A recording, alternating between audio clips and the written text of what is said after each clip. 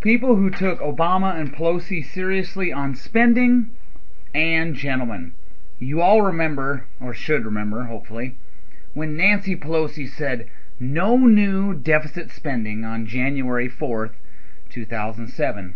We all also remember Hussein Obama proposing a net cut in spending, which he trumpeted throughout his campaign.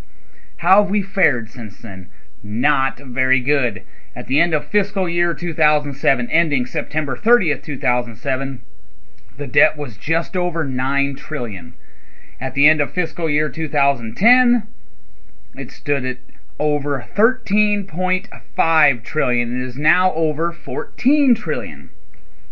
Hussein Obama's first fiscal year began on October 1st. First full fiscal year began on October 1st, 2009. The debt was $11.92 trillion.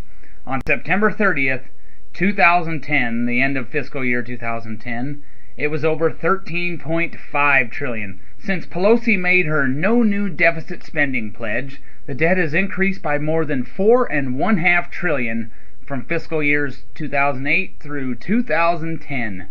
Obama's first and so far only full fiscal year saw the debt climb over $1.5 trillion. Back in 2006, Hussein Obama voted against increasing the debt ceiling, saying, "The fact that we are here today to debate raising America's debt limit is a sign of leadership failure. It is a sign that the U.S. government can't pay its own bills." He actually sounds sensible here. "It is a sign that we now depend on ongoing financial assistance from foreign countries to finance our government's reckless fiscal policies. Increasing America's debt weakens us domestically and internationally.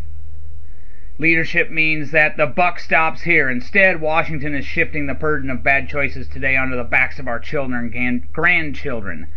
America has a debt problem and a failure of leadership.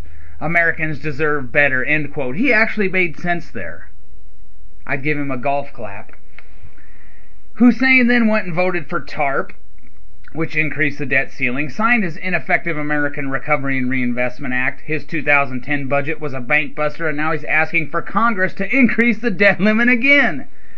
Maybe you need to read your own words, Barack. Pelosi's failure, promise, and subsequent failure to enforce pay-go spending has also been a joke that has been waved dozens of times in the last 4 years. This is where the GOP can take control. All we need is 218 Republicans in the House who refuse to raise the debt ceiling, and it would force Obama and his Democrat Senate to engage in some net spending cuts, as he promised in 2008. The GOP has two choices.